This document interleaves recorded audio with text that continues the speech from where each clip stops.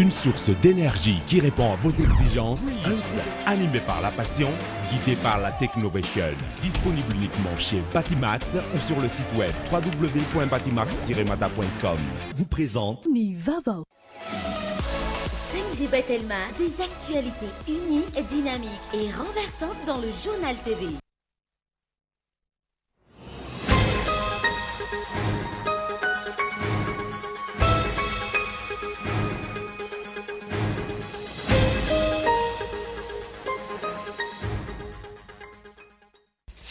Sivy isanjato ny fampiakarana ny karamana izay napetraky ny sehatra tsy miankina raha ny sosikevitra narosony izy ireo nandritra ny fionana tamin'ny filoham-pirenena teny Avilo androany. Noverina ho mpanazatra ny baren'i Madagasikara ny Nicolas Dupuis raha ny fanambarana nataony teo anivon'ny Fédération Malagasy ny baolina kitra androany. Andrasana amin'ny fanomanana sy ny fiatrehana ny fifantsarana ny kanina 2024 izay hanomboka ny 30 ny volana May ho avy izao. Natao mampiatra ny lalàna sy ny didy mifandraika amin'ny azany ny mpitsara mamoaka didy manoloana ny raharaham-pitsarana iray ho ny filohan'ny SMM. Manoloana ny resabe mahakasika ny didy fitsarana resaka tranga fanolanana sy fanimbanina sekoly-tany Beanana. Basy misy 7 sy arivo tsy ara-dalàna voangona nandritry ny iray volana noho ny potehana tetsy Analakely maraina teo. Mbola mitoy ny etsika fampandriana fahalemana amin'ireo faritra rehetra manerana nosy raha ny fanazavan'ny minisitra tompon'andraikitra. Maresaka iraisam-pirenena tsy nisalasala i Russie nanapoaka ny tanànan'i Kiev nandritry ny fitsidiana ofisialy izay nataon'ny sekretera jeneraly ny ONU tany an-toerana. Olona iray no maty vokatry izany ary ampolo no naratra. Nadidin'ireo rehetra.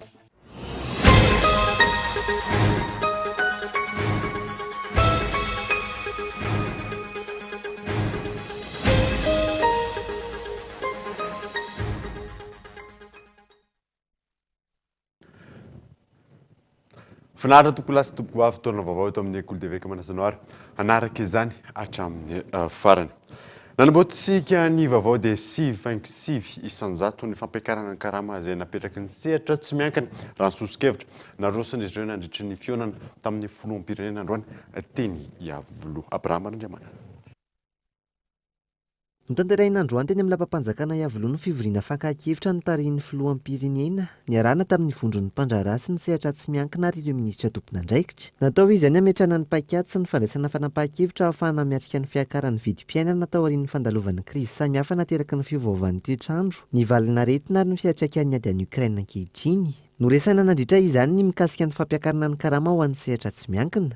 Mila mijery miaraka isika amin'izany ny fomba rehetra mba ahafahantsika ihany koa mijery sy mitsinjo an'ireo mpiasa malagasy.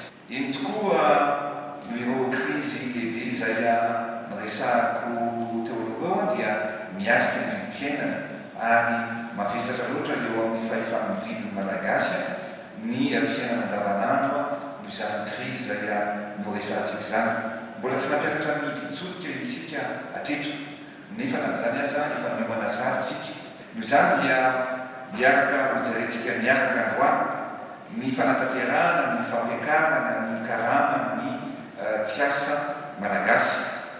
Itsenkilany andrasana ankehitriny ny famoahana didim-pitondrana avy amin'ny fitondram-panjakana mikasika ny fampiarana ny fampiakarana ny karama raha ny nambarany avy amin'ny fivim-pamahy na ny fivondrona ny mpandraharaha malagasy. Nandritra ny 3 volana hatreto ny nisy ny fandiniana izany ho an'ireo orinasa amin'ny sehatra amin'ny ara-dalàna raha ny fanazavana.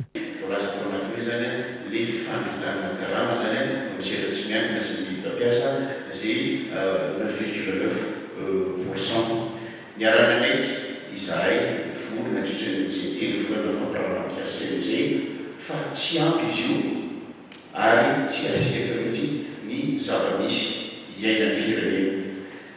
Ny zava-tsy azo lavina koa nefany dia ny hoe arasanatra efa manteny ny asa mihitsy toy ny tao anatin'izay roa taona misy ny krizy ara-pahasalama izay no tsy misy intsony fa totiky ny krizy tsy mitsafidytsika ny isiny teto amin'ny firenena dia tafidiram-bola mihitsy no very tsy anjaranay no mamoaka ny lalàna anery ny rehetrarehetra fa anjaran'ny fitondram-panjakana ary efa dia mbola manamafy ihany koa mazava-dehibe ny bipartisme zany hoe ny fiaraisarahan'ny privé sy ny rararara sy ny mpiasa ary ny fanjakana.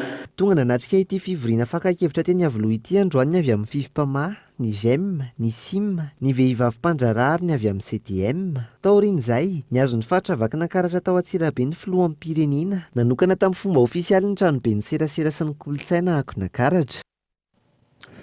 Tontolo ny baolina kitra kosa indray dia verina ho mpanazatra ny baren'i Madagasikara Nicolas Dupuis raha ny fanambarana izay nataon'ny federasiona malagasy ny baolina kitra tamin'ity androany ity. Andrasana moa ny fanomanana sy ny fiatrehana ny fifantsana ny kanina 2024 izay hanomboka ny fahatelopolo ny volana May ho avy izao. Abraham Randriamanana trano. Nivoaka tamin'ny fahanginana androany avy eo anivon'ny federasiona malagasy ny baolina kitra tao aorian'ny fametrahana ny fandaminana vaovao sy ny fanendren'ny FIFA ny filoha mpisolo-toerana ny FMF. Nanomboana izany ny fametrahana ny mpanazatra vaovao ny ekipa pirenena. Voatendry indray tantana sy hanazatra ny ekipa pirenena malagasy ny Barea-ny Madagasikara ny mpanazatra Nicolas Dupuis. Raha nambarany avy eo anivon'ny FMF nandritry ny valan-dresaka nataon'izy ireo tamin'ny mpanao gazety androany tetsy amin'ny kianjan'ny Barea Mahamasina. Coach izay tamin'ny Barea dia nanapa-kevitra koa zany ny federasiona malagasy fa namezaka ny Nicolas Dupuis hitondra ny Barea-ntsika indray mandritra ny fanomanana ny dirana amin'ny fanitsanana amin'ny kanina ity.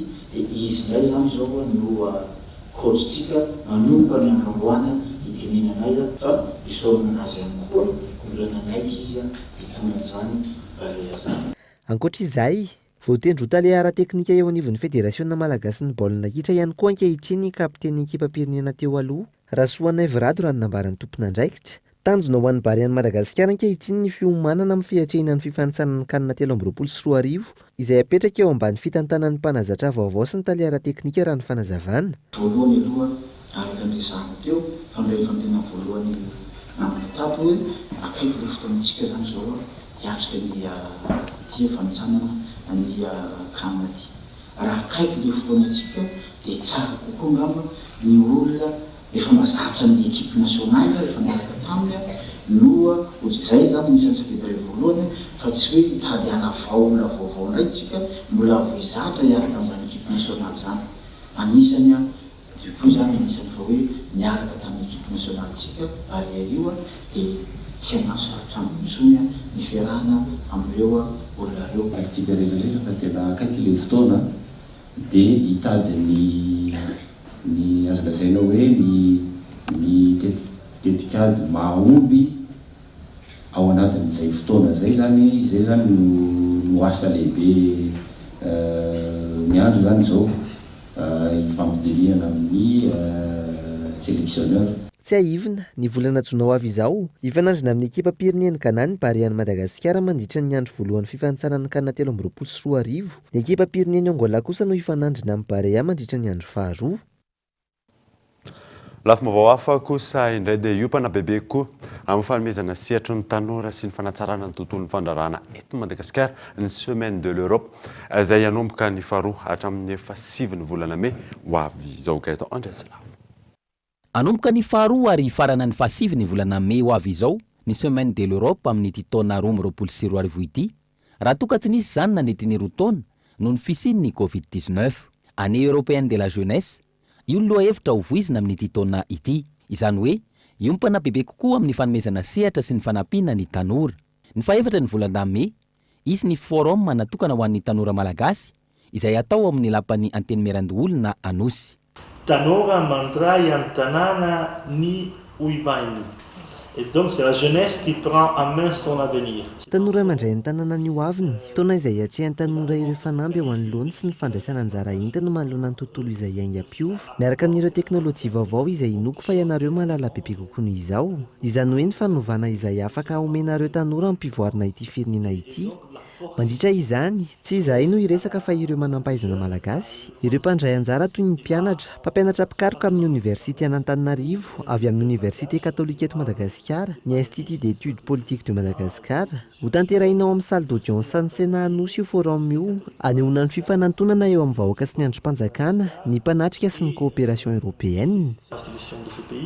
Et le grand public, mais aussi la coopération européenne. Ankoatran'ny tanora, omena sehatra ihany koa ireo mpandraharaha ahafahana miarina noho ny vokatra tsy nateraky ny Covid-19 sy ny ady eo amin'ny Ukraine sy Russie, tanjona ny ampivoarana ny tontolon'ny fandraharahana sy ny fampiasam-bola eto Madagasikara.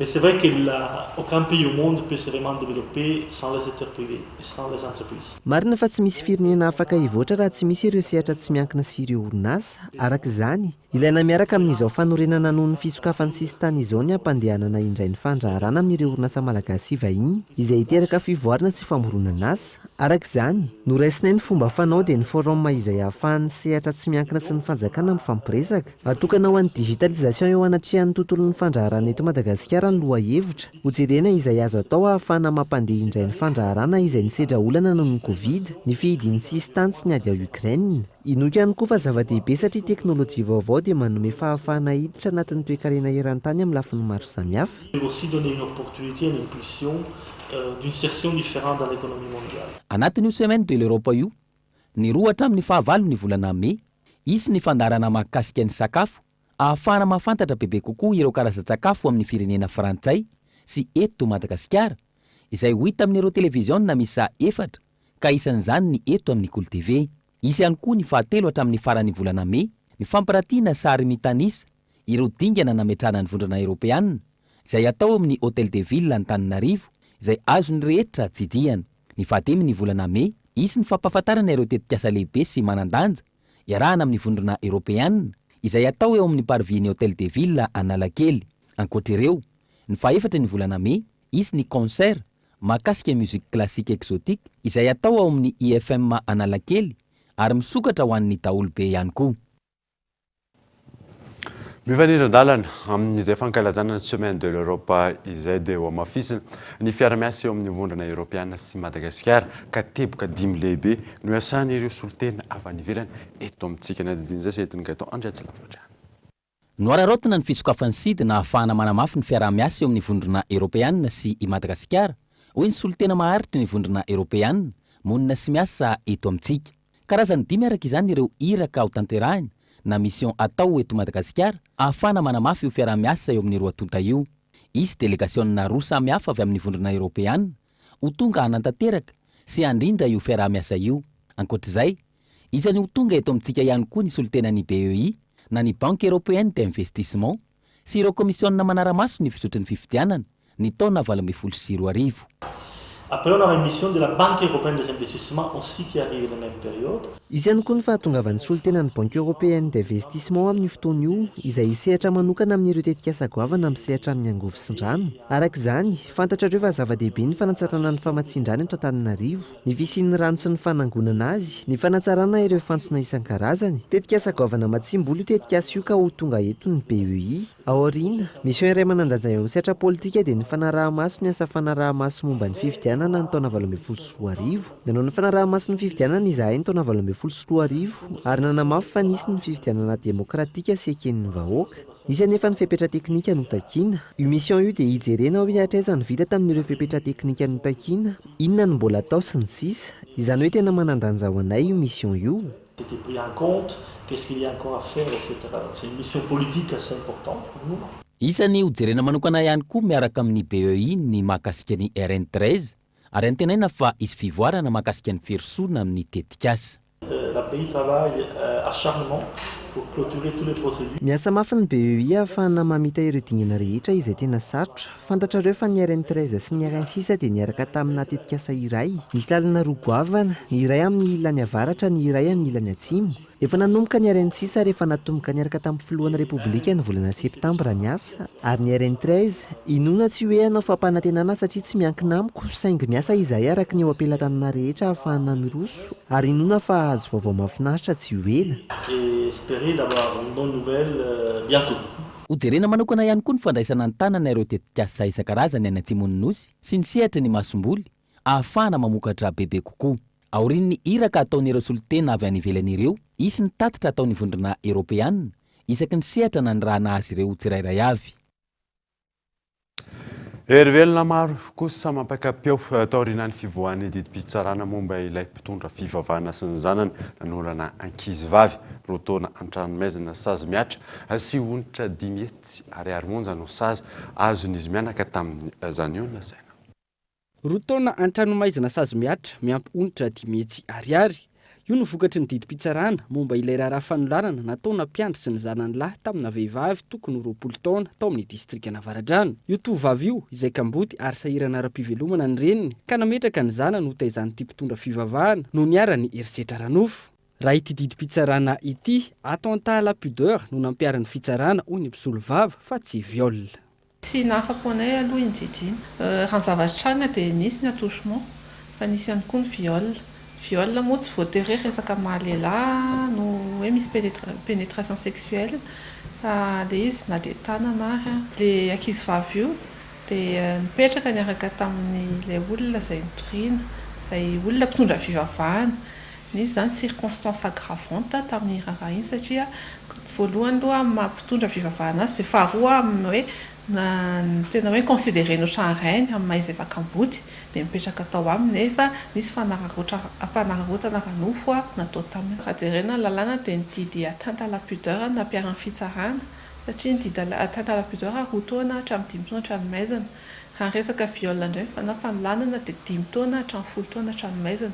Tsy ivona niara-ny fanolanana nandritra ny enim-bolana mahery ity tovavy ity rehefa napetraky ny reniny tao amina toby iray izay tantanina mpiandry amina fiangonan-dehibe izay sady olo-batatra ihany. Tsy zakany ity tovavy ity intsony Herisetra Ranofo miverimberina nahazo azy io ka notantarainy tamin'ny mpampianany. Ity farany izay tsy niandry fa nandray ny andraikiny avy hatrany ka nametraka fitoriana 20 aprily teo vao naharentranga fa ihany koa nitsabo ilay tovavy. Taorian'ny fivoahan'ity didy ity tsy nitsatra nitomany ilay niarany Herisetra hoy ny mpiay azy. Ny hira-pivavahana Jesosy sakaizanay no tsy afaka ambavany.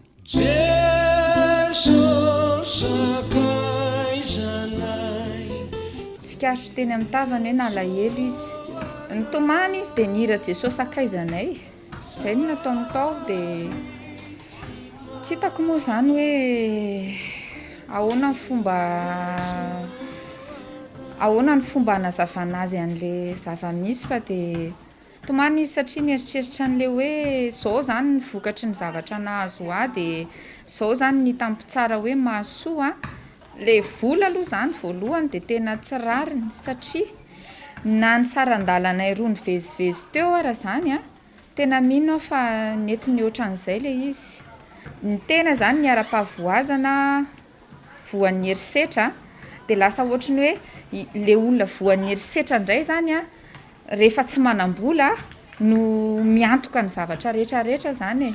Raha ilay 2 taona hatramin'ny maizina manoloana ny fijaliana nahazo an'ilay ankizy aloha dia hitako hoe angambany kosa reto tompoko tsy mahakosoka mihitsy ilay izy. Mitoy ny fitsaboana ity tovavy niara-ny Herisetra ity amin'izao fotoana izao na ara-batana izany fa indrindra ny ara-tsaina. Sarotra ny miandry ireo mpitsabo hoy ity mpiay azy no ilay niara-ny Herisetra malokendrika lava vokatry ny nahazo azy. Na izany aza manao izay ho afany ny rehetra ahafany manomana araka ny tokony ho izy ny fanadinana baccalauréat izay ho hatrehiny.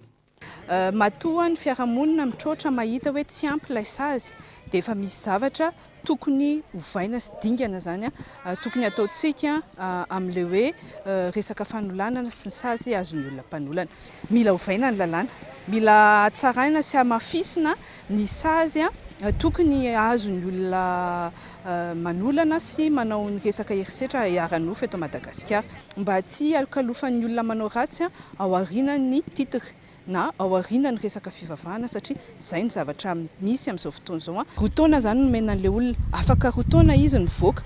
Hoaiza moa izany ilay olona izay nisanjoro, lasa misy fanahiana be da be ao amin'ilay olom-pirenena ary matoa teneniko foana hoe matoa ny vehivavy sy ny lehilahy ankehitriny no miteny hoe tsy rariny ny zavatra iny dia misy zavatra tokony ho ahitsy. Manao antsoava izany ao amin'ny resaka fitsarana, matoky zahay, te atoky izahay fa ametraka ny rariny tsy miteny ny ara-dalàna, ny rariny sy ny intsiny nareo amin'ny famaizana ny iny olona tratriny. Maivana loatra ity sazy ity. Io no faneho-kevitry ny solombavamboakan'i Madagasikara voafito amin'ny distrikany Fandriana vao nahare ny didim-pitsarana. Vonona ny fahefanam-panao lalàna anitsy sy hanolotra tolo-dalàna vaovao raha ilaina izany ahafahana manafay araka ny tokony ho izy ireo rehetra manao Herisetra raha ny fanazavana.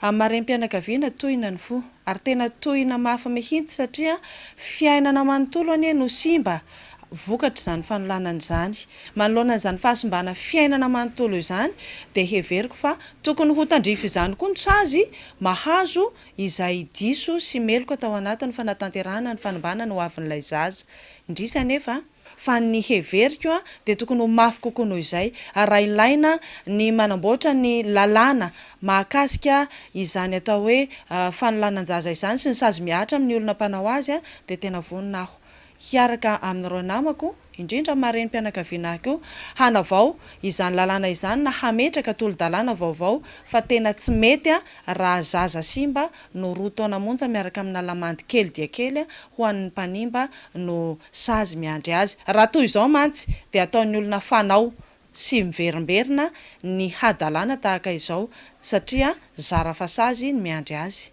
Eo am-pivoriana ankehitriny ireo herivelona isa-tokony momba ity raharaha ity izay ahitana fikambanana maro samihafa toy ny fiarahamonim-pirenena sy pahilalàna. Isan'ny fanapahan-kevitra mety hivoaka ny fampiakarana ny raharaha noho izy ireo tsy afa-po tamin'ny didy izay nivoaka. Ankoatra ity tranga ity hiakatra fitsarana amin'ny herinandro ihany koa ny momba ilay dokotera nanao erisetra tamin'ny olona notsabony.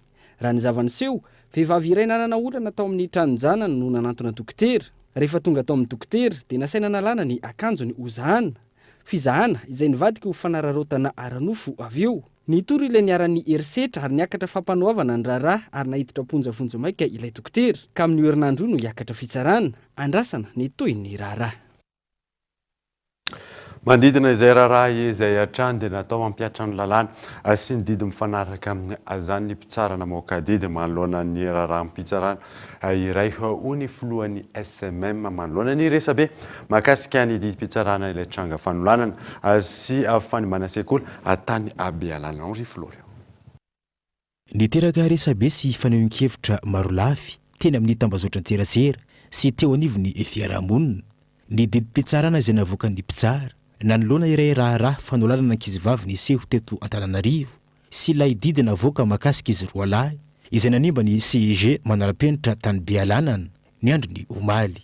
Manoloana ireo fanehoan-kevitra maro lafy ireo naneho ny heviny filohan'ny SMM na ny syndicat ny mpitsara eto Madagasikara androany izay nanamafy fa mpanatanteraka ny voalazan'ny lalàna ny mpitsara fa tsy mpamorona ny sasy tokony hiatra amin'ny tsangan-javatra tahaka ireny. Misy andian'olona ihany koa no mitarika fanakorotanana mahakasika ny raharaha-mpitsarana eo anivon'ny tambazotra-tserasera raha ny nambarany. Mikasika ny sazy izay nahazo tsy voatery ny viol sy resaka destruction des biens publics reny ihany fa efa mazava daholo ao anatin'ny fehezan-dalàna famaizana raha manao zavatra ohatroatra izao ianao dia zao ny sazy fanandrify aminao fa tsy hoe le mpitsara akory nandehanao didy kifre lehibe hoe tsy maintsy tia ny sazy omeko an'ity olo ity. Ary ny mpitsara rehefa mamoaka ny didy dia misy ny antony didy avoakany na le motifa ny didy mpitsarana. Ny lalàna ny mpitsara no atao hoe bouche du droit na mampiatra ny lalàna ka raha misy tsy fahafahamponareo vahoaka ny antony fidianantsika vahoaka malagasy ireny solom-bavambahoaka sy ireo olona izay napetraky ny filoham-pirenena sy voafidy ireny dia hanao ny lalàna izahay dia natao hampiatra ny lalàna fotsiny ihany. Ka raha misy tiana hovaina na tiana hitsy manoloana nireny lalàna ireny dia aoka ireo olom-boafidy ireo no antononareo vahoaka atonontsika vahoaka hoe tiana hovaina sahala amin'izao ny lalàna rehefa sahala amin'izao ny tranga misy fa ny izahay dia mampiatra ny andinin'ny lalàna izay voalaza ao anatin'ny fehezan-dalàna famaizana sy ny paikadin'ny fehezan-dalàna famaizana. Ny antson'ny tsirairay izay manana andraikitra feno amin'ny fanaovana famotorana sy ny fanatanterahana ny fitsarana ihany koa ny filohan'ny SMM mba samy hanaja ireo andraikitra sahaniny ka tsy hifampijabaka andraikitra. Ny anjara andraikitra ny OPJ dia manao ny enquête préliminaire. Vita ny enquête araky ny lalàna sy ny fitazomana ny olona raha affaire pénale ny affaire misy dia midefere an'ilay olo ireo aty amin'ny fitsarana. Aoka re, aoka lahy, mba tsy hisiny mety ho fifandroritana na mba tsy hitrangano mety olana satria efa niaina izay olana izay ntsika tany ho any amin'ny taona 2012-2011 tany.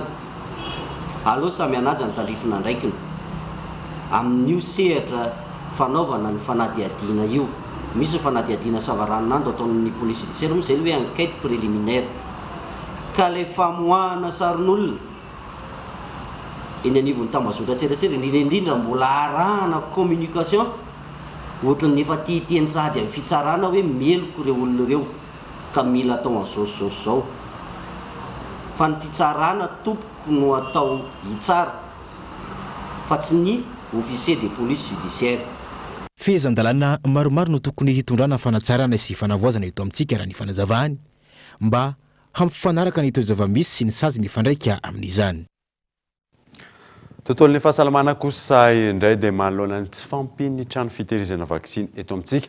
Isan'ny fametrahana trano lehibe fitehirizana izany eny Ivato ho fanampina ny ETB felatanana izay napetraka androany moa ny vato fototra. Henri Florian. Tany amin'ny taona 2000 no fantatra fa nisy farany ny fanamboarana trano fitehirizana vaksiny teto amintsika ho an'ny ministerany fahasalamam-bahoaka teny be felatanana. Ny sedra olana taty aoriana ity ministera ity vokatry ny fahaterehan'ny trano indrindra fa rehefa maromaro ny vaksiny tonga eto amintsika izay tsy maintsy tehirizana hanaraka ny fenitra apetraky ny OMS. Hapetraka eny Ivato ny trano lehibe fitehirizana vaksiny vaovao ahafahana misoroka ny fahasimban'ny vaksiny izay tonga eto amintsika. Vaksiny trano gezabe satria misy trano fitehirizana lehibe izay apetraka eto dia afaka manao stockage na kapasité lehibe Madagasikara ao anatin'izany ahafahana mivite retour de stock, ahafahana mamatsy ny vaksiny mandavantaona manerana ny nosy amin'ireo formation sanitaire rehetra izay alehan'ny vahoaka ao anatin'izany fanaovana vaksiny izany. Zava-dehibe sy indrindra satria araky ny nandaloko anatin'ny resaka rehetra teo dia ny fitondram-panjakana izao fotoan'izao dia manao zava-dehibe mihitsy izany fahasalamana zaza izany. Rehefa mijery ny ao anatin'ny politika fanjakana amin'ny ankapobeny na politique générale d'État dia tena misoratra ao anatin'izay politika fanjakana napetraka dia antofo radio izay mihitsy ny hoe santé pour tous et à tout âge dia mivoatra ao anatiny ao ny hoe fahasalaman'ny zaza latsaka dimy-taona sy ny vehivavy. Izahana ho vitaina amin'ny fiandohan'ny taona vaovao ity trano lehibe fitehirizana vaksiny ahafahan'i Madagasikara mandray ireo karazana vaksiny entina hitsabona ny vahoaka malagasy ity. Tahaka mahazatra anaraka doka vatro isika meloany dierantsika ny tapany faharoa vaovao rehefa vary.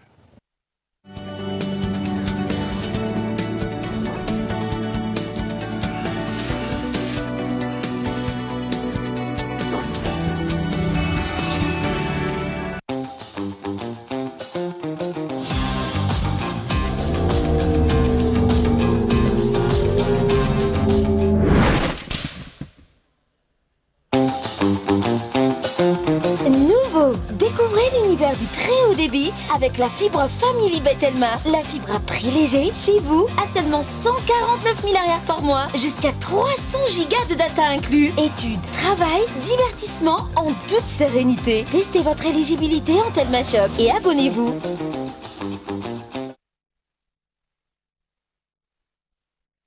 Il existe un super pouvoir que nous avons tous, c'est le rire. Et tous ceux qui en usent nous font du bien.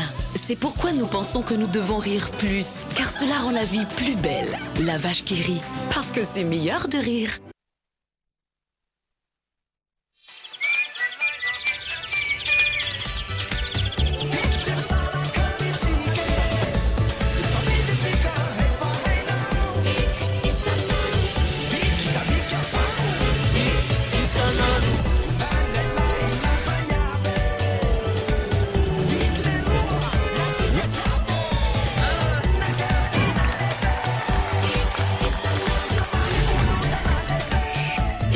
Isanandro.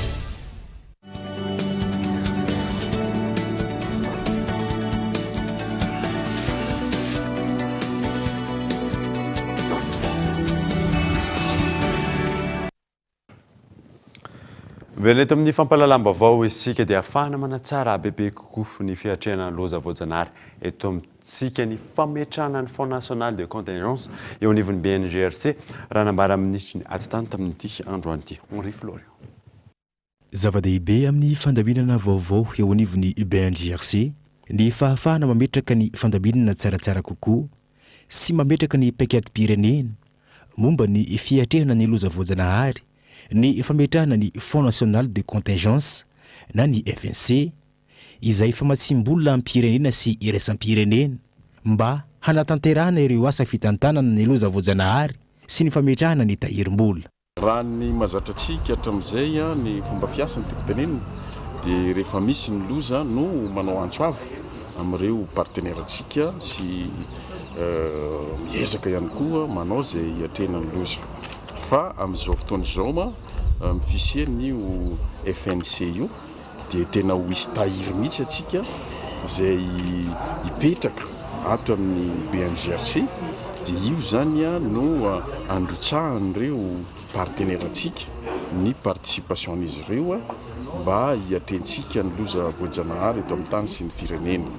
Io zany karazana basket fond izay ho apetraka ato ary misy fandraisana anjara ihany koa ny fanjakana malagasy amin'izy io satria misy ny vola arotsaka isan-taona ho an'ny fanjakana malagasy dia misy ihany koa an'ireo partenaire. Manoloana ny fandalovany rivodoza Jasmine tany Atsimon'ny Nosy nandolotra fanampiana teo anivon'ny BNGRC androany ny masovony Sinina Monina sy miasa eto amintsika. Nitohizana androany kosa ny fakakevitra andiniana ireo lalàna mahakasika ny fifidiana eto Madagasikara izay arahana amin'ny Transparency International Initiative Madagasikara nantsoro ary nandray anjara tamin'ny zany ireo mpanao politika firaisamonim-pirenena misehatra anatin'izay fifidianana izay fanadina.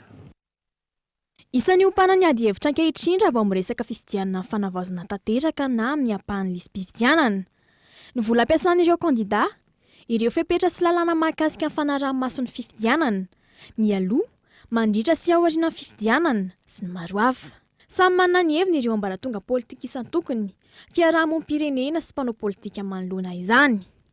Ho an'ny Transparency International Initiative Madagasikara manokana, nanomboka ny taona 2022 izy ireo no nanao fikarohana sy fitrandrahana mahakasika ny lalàna mifeny fifidianana amin'ny ankapobeny. Ary indrindra ny ady amin'ny kolikoly eo amin'ny sehatra famatsiana ny kampania elektoral. Io vokatra fikarohana io no narosy adiana hevitra androany.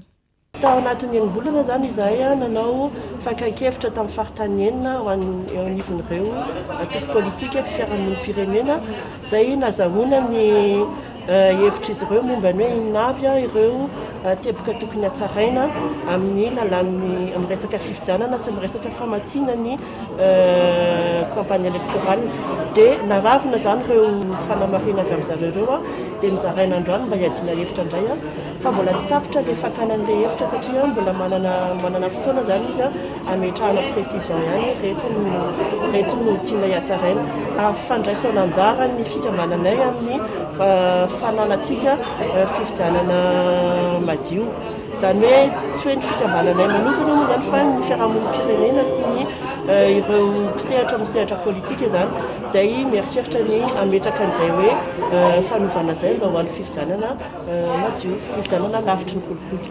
Misy ihany koa fanavaozana ilay andin-dalàna momba ny fanavaozana lisam-pifidianana raha nambaran'ny consultante internationale Transparency Initiative Madagasikara. Maro ireo lalàna tokony ho tsaraina hoy izy ary mbola anaovana fangatahana amin'ny soni zany. Ny teboka teo zany raisina lohahevitra ho lehibe. Lohahevitra voalohany moa zany momba an'ilay hoe fampiasana ny vola fampielezan-kevitra ho an'ireo kandidà zany dia tao anatin'izany ilay hoe mila apetraka rehefa merana ny vola ampiasaina zany mandritra ny fampielezan-kevitra. Teo ihany koa ny fanatsarana ny resaka mangarahara ao ny hoe atao obligatoire ny fanokafana zany compte eny anivon'ireo banky mba ahafahana manara-maso tsara hoe avy aiza ny vola eo ny fanamafisana ihany koa zany ny fahefana nanan'ilay rafitra manokana manara-maso ny vola miasa mandritra ny fampielezan-kevitra. Nafana ity ady hevitra mahakasika ny fifidianana ity, maro ny etaeta sy aiam petraka amin'izao fotoana, indrindra manoloana resaka lisam-pifidianana. Tokony arovana avokoa ireo hevitra rehetra, esorina ireo mampiaia isin'ny fifidianana mangarahara, ekeny rehetra ka hiteraka filaminana eto amintsika. Isan'ny tanjona tiana hotratrarina amin'ny fakakevitra tahaka izao izany, hoy ny eo anivon'ny Transparency International, ankoatra ny ady amin'ny kolikoly. Fabasy miisa 7.24 tsy ara-dalàna voangona nandritra ny ray volana ny fampitsoran-keliko no nipotehana tetsy Analakely maraina teo. Mbola mitony hetsika fampandriana fahalemana amin'ireo faritra rehetra manerana nosy raha ny fanazavan'ny minisitra tompon'andraikitra. Ny larana efasa.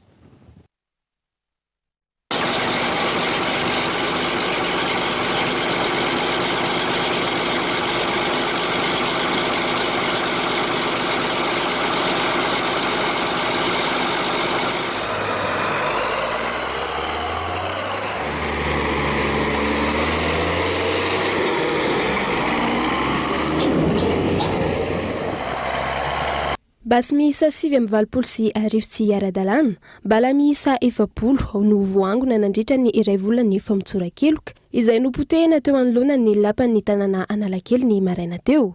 Fitaovam-piadiana izay voangona tamin'ireo faritra 13 manerana ny nosy. Ho fanatsarana hatrany ny filaminana hamafisina hoy ny ministry ny fiarovam-pirenena ny fijerevana ireo famokarana basy tsy ara-dalàna.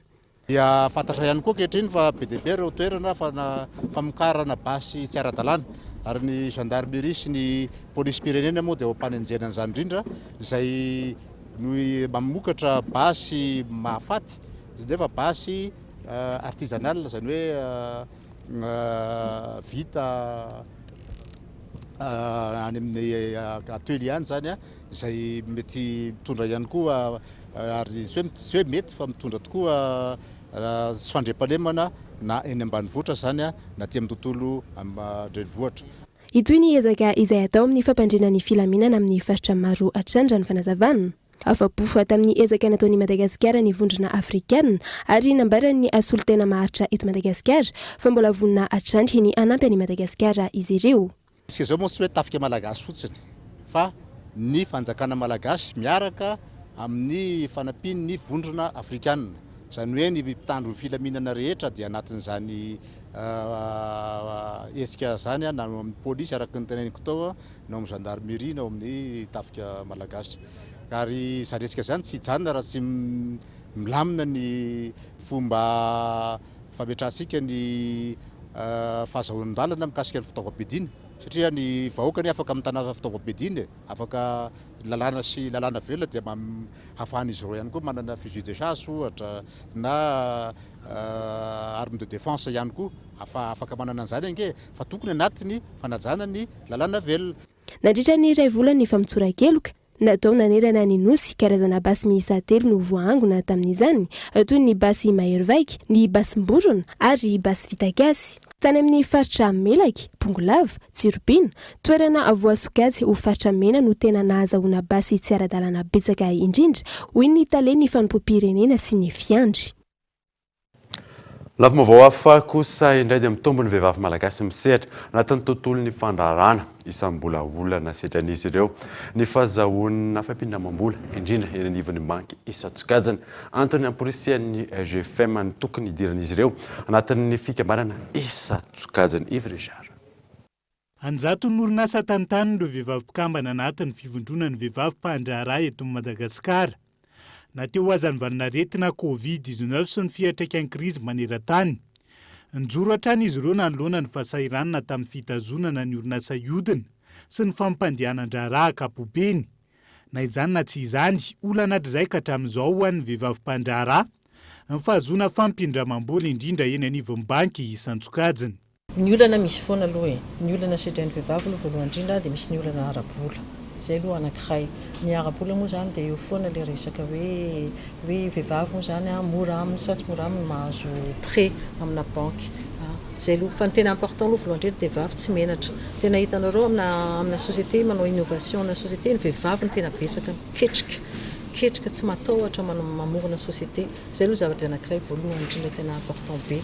Fa ny olana aloha misy ny ara-bola ny dedray koa ny manodidina indraindray rehefa vehivavy tsy mahatoky loatra fa izay rehetra izay no nampirisihan'ny fivondronan'ny vehivavy mpandraharaha eto Madagasikara ny tokony hidiran'ny vehivavy malagasy anatin'ny fikambanana isan-tsokajiny. Eo ihany koa ny fandraisana anjara amin'ny fifaninanana ahafahana mahafantatra azy ireo amin'ny sehatra maro toy ny Web World anatin'ny Women in Business andian'ny fahatelo. Izay ataony 17 sy 19 ny volana May ho avy izao. Ho fampimolombolobona ny komersa eto Madagasikara dia nanokatra ny M-vola développeur ny M-vola atolotra izay natao ho an'ireo mpisehatra ara-barotra rehetra sy ireo développeur. Io na saina. Nanova ny fihetsika mampitondra-tena sy zavatra maro na teto Madagasikara izany natany ivelany ny valanaretina Covid-19. Teo amin'ny sehatra ara-barotra maro ireo nirona tamin'ny vente en ligne no izany tsotra aingana sy nampiena ny fifampikasoana teo amin'ny samy olombelona. Antony iray na tonga ny M-vola nanao ny M-vola développeur. Natao hoe API moa zany dia fahafahana interface anankiray ahafahana mampiditra bouton de paiement amina site commerçant anankiray. Leader Price zao ohatra manana fonctionnalité ana paiement en ligne izy ao amin'ny sitiny dia zay olona rehetra metsena amin'ny Leader Price dia afaka mandoa ny tsenany rehetra amin'ny vola ao anatin'io site io ihany. Fahafahan'ny orinasa sy ny fahafahan'ny entrepreneur kely rehetra mapiditra ny bouton de paiement io any anatin'ny na application na site internet na plateforme digitale hafa ohatra hoe Messenger satria efa afaka manao paiement amin'ny Messenger zao. Afaka misitraka an'izy ity ireo commerçant na entrepreneur rehetra izay tia hampiroborobo ny asany varotra zany en ligne. Araka izany natao indrindra ho an'ireo mpisehatra ara-barotra ny M-vola développeur, tsy diso anjara ihany koa ireo programmeur na ny développeur. Satria ny intégration n'io bouton na paiement anatina site na anatina application io dia mila fanampiana développeur dia ho an'ny développeur efa nataonay daholo izay rehetra mba hahamora an'izay intégration zay ao anatin'ny ho an'ny développeur ao anatin'le zay plateforme safidin'le commerçant zany. Tsotra be izy ity tsy mila hoe taratasy be, tsy mila hoe contrat, tsy sady maimaimpona le izy amboloa ny zavatra hoe aloha dia ny resaka transaction ihany rehefa hoe raikitra zany le e-commerce eo amin'le siten'le olona. Nampahafantarina androany teny amin'ny Nexta Andraharo ny M-vola développeur. Aoriana ny fampalalama kosa no anaranao ny fandarana ankitspo loahevitra telo no hitondrana adefitra mandritra izany dia ny mpiasa malagasy mitaka ny famoronana azy sy ny fidiram-bola mifanaraka amin'ny avidim-piainana ary ny fampiarana ny tanitandalana lavitry ny kolokolo dia rahatsika ny ampany amin'izany. Zava-misy zany ary zava-marina eto amin'ny firenena ilay tsinjy ara-politika mahazo ny mpiasa-panjakana. Io zany zavatra tokony mba hialantsika ialan'ny mpitondra malagasy rehetra na iza ny ministre na iza ny directeur anankiray na iza tale général mba tsy tokony hisy loatra ilay tsindry amin'ilay tsy fitovizan-kevitra. Ny ahy fotsiny anomezako tsiny ny mpiasa-panjakana raha ohatra ka manao fandikan-dalàna kosa izy raha ohatra hoe miseho hoe satria malaza mako aminay hoe mpiasa-panjakana dia hoe 30 andro fanjava raiky miasa tsara tsy miasa tsara fa tonga foana ilay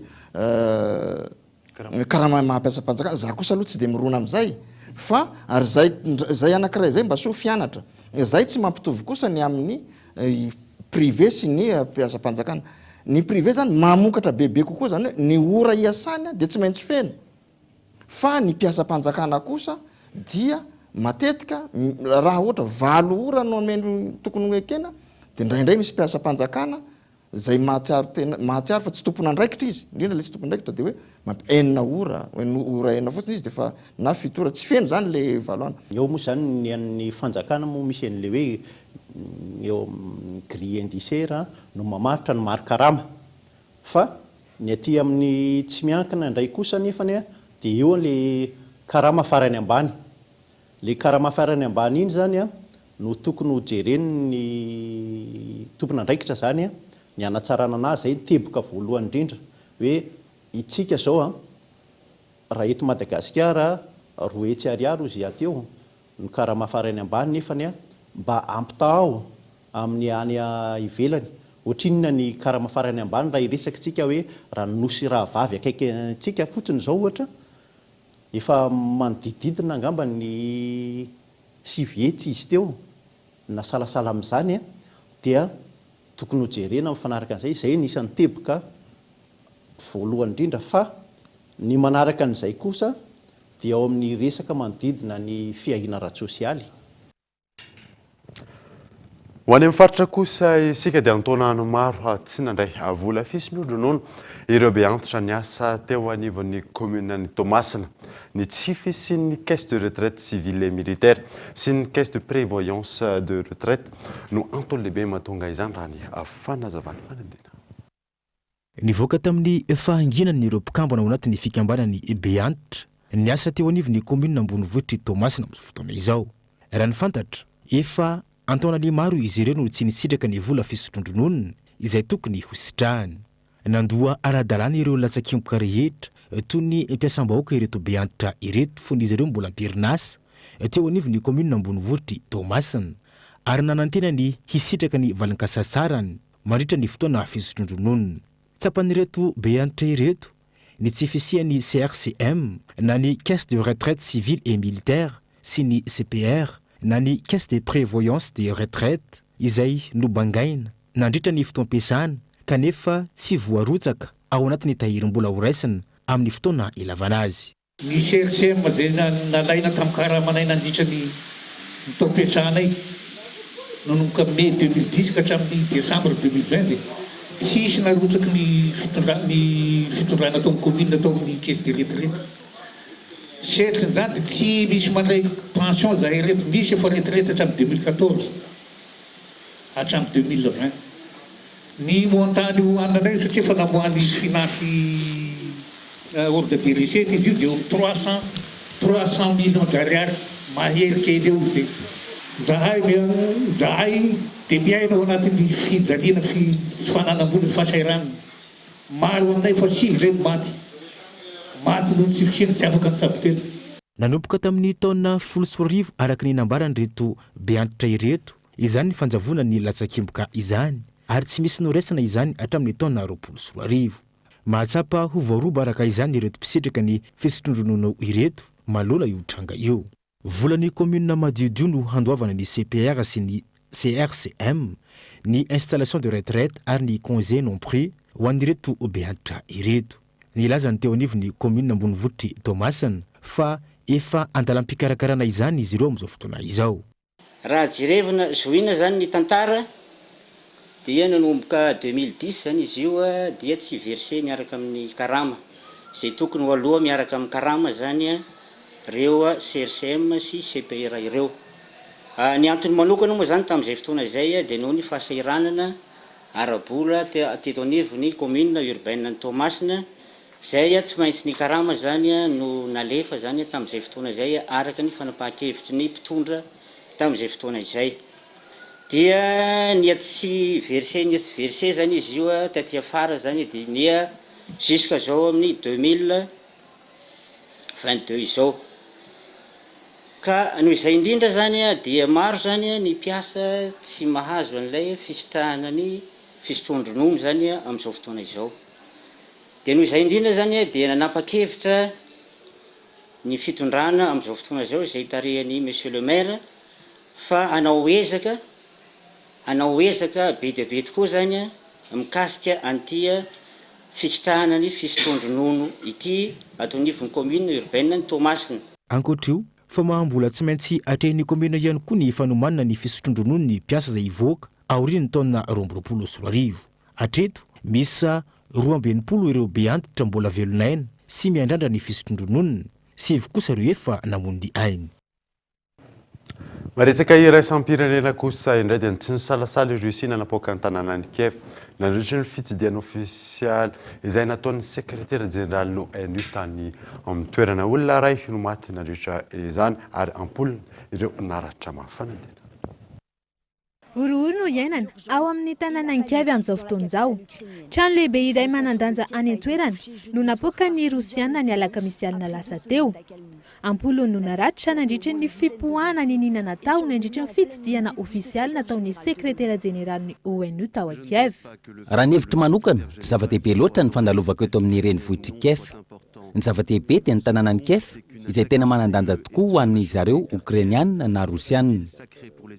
Nomelohin'ny filohan'ny Ukraina avy hatrany ity fihetsika maherivaka ity. Mampiseho mivantana ny toetran'ny Rusia manoloana ny fikambanam-be iraisam-pirenena iny fihetsika iny. Mampiseho ihany koa ny toetra ny mpitondra Rosiana ary ny fanalamba-raka ireo fikambanana iraisam-pirenena indrindra fa ny mahazava-dehibe azy. Manoloana izany mba hanampiana ireo Ukrainiana manoloana ny daroka bomba nataon'ny Rosia, nanome fanampiana ny filoham-pirenena Amerikanina, nangataka teti-bola amin'ny tentina 3.30 miliara $, na 1.30 miliara euro teo anivon'ny Kongresy Amerikanina ny filoham-pirenena androany mba hanampiana bebe kokoa ny Ukrainiana. Lafo ny vidin'ireo fitaovam-piadiana fa mbola mandany vola lavitra ny fanarenana ho atao raha mitoy ny fanafihana amin'izao fotoana. Na isika misitaka tsy miditra amin'ireo ady na velantsika anohy ny asa ratsy ny ry zareo Rosiana. Isan'andro miady amin'ny fahafatesana ny Ukraine. Mila manampy amin'ny fitaovam-piadiana isika mba tsy ho very raraka ny ezaka efa vitan'izy ireo. 7 miliara euro dia ho an'ny fanamafisana ara-tafika, ny 20 miliara euro kosa fanampiana ara-ekônomika, raha toa ka ho fanampiana ara-tsakafo ireo hiarambony kosa ny 3 miliara euro amin'ny lela vola io. dia zay mamara vaovao tamin'ity andro antiankasana nanaraka izany soava tsara dolo tompoko.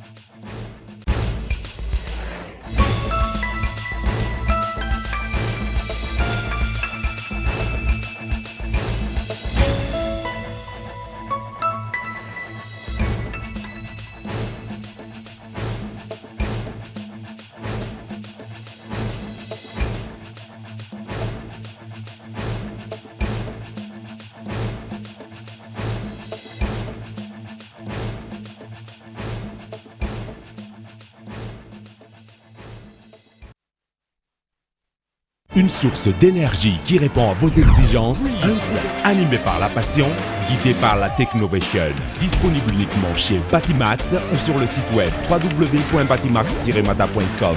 Vous a présenté Nivavo. 5G Batelma, des actualités uniques, dynamiques et renversantes dans le journal TV.